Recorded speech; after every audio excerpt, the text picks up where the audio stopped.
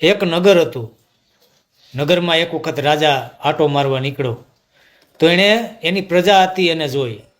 કોઈ ધોરિયામાંથી પાણી પીતું હતું, કોઈ વીવડો ગારીને પાણી પીતું હતું, કોઈ પાણીને સાચવવા માટે કોઈ જુદી જુદી વસ્તુમાં હાચવીને પાણી પીતું હતું. એટલે રાજાએ કીધું કે તમે સારી જાતનો ગોળો વસાવો તો ગોળામાં ઠંડુ પાણી થાય અને તમે ઠંડુ પાણી પી શકો. ત્યારે પ્રજાએ કીધું કે મહારાજ અમે તો ગરીબ છીએ, જો અમે ગોળો લેવાના પૈસા નથી અમારી પાસે એટલા બધા, અને સારો ગોળો લેવા જાય તો મોંઘો આવે છે આપણા રાજ્યમાં.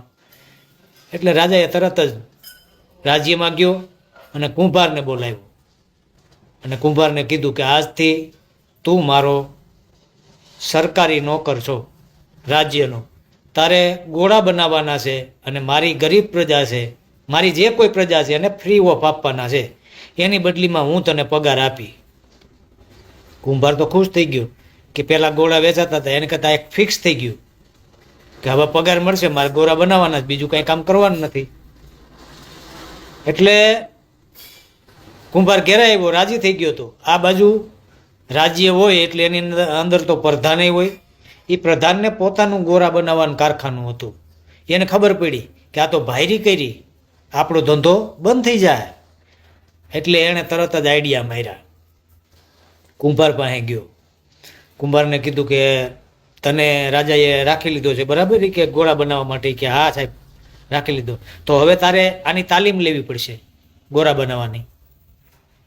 એટલે કુંભાર કે મને આવડે જ છે, કેવી રીતથી ગોળા હારા બને એ કે ન આવડે, તારે તાલીમ લેવી પડે. સાહેબ એ કુંભારને તાલીમ આપી એણે કે માટીને બહુ ગૂંદવાની નહીં, ચાકડાને બહુ ફેરવવાનું નહીં, માટીને બહુ ફેરવવાની નહીં, હળવે હાથે ગોળો બનાવવાનો, પછી ગોળાને બહુ શેકવાનું નહીં, એનાથી માટીને તકલીફ પડે. આવી તાલીમ આપી. એટલે કુંભાર અને પાછો ટાર્ગેટ આપ્યો તારે 1000 ગોળા તો બનાવી જ નાખવાના છે મહિનામાં. પછી હજી એટલેથી નહીં ન ધરાણો.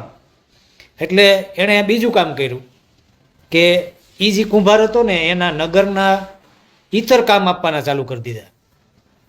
પાણી છોડવા જવાનું તારે, વાડીએ રાજાની વાડી હતી એમાં હુવર તગડવા જવાના તારે, રાજાની વાડી હતી એમાં નીંદણ કરવાનું તારે. ઓલો કુંભાર કે ભાઈ હું આ ગોળા બનાવીશ તો એ કામ કરવા જઈશ તો આ ગોળા નહીં બને. ઓલું કે ન હાલે, તું સરકારી કર્મચારી છો, તું રાજ્યનો કર્મચારી છો, તારે એ કરવું જ પડે, ના ન પાડી. પછી પાછો એ પ્રધાન હતો એણે પ્રજાની સામે એ કુંભારને ખરાબ ચિતરવાનો ચાલુ કરી દીધો કે સરકારી પગાર ખાય છે, કામ હરખું કરતો નથી.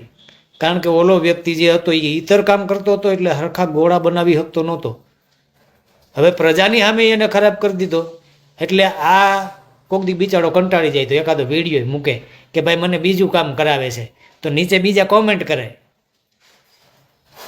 કે મફતનો પગાર ખાવોસ, કામ તો કરવું જ પડે ને, પગાર લેશ. ઓલો બિચારો કે મારું કામ આ નથી, મારે ગોળા બનાવવાનું છે. પણ કોઈ સાંભળે નહીં.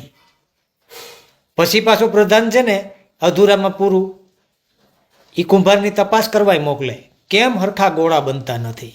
એટલે એક અધિકારી આવે, એ નોટ ને એનું રજિસ્ટરને લઈને આવે ને જોવે માટી હરખી ગૂંથતો નથી, સાંકડો હરખો ફેરવતો નથી, ઘડાને હરખો પકવતો નથી. એટલે કુંભાર નકામો છે. કુંભારે કીધું સાહેબ મને આવી તાલીમ દીધી છે, ન હાલે. કુંભારે કીધું સાહેબ મને આ સિવાયના બીજે ઘણા કામ આપે એટલે 1000 ઘડા પૂરા થતા નથી બનાવવાના, ન હાલે. સરકારી કર્મચારી છો, તારે કરવું જ પડે, તું ગમે એ કરી મરી જા, ઊંધે માથે થઈ જા, પણ તારે ઘડા બનાવવાના છે. આજ સુધી કુંભાર નથી પ્રધાનને સમજાવી શક્યો, નથી અધિકારીને સમજાવી શક્યો, નથી પ્રજાને સમજાવી શક્યો. એ ભાઈ હાલો, પ્રધાનના છોકરાએ સડી બગાડી છે, સાફ કરવાની છે. 1 મિનિટ સાહેબ આવ્યો.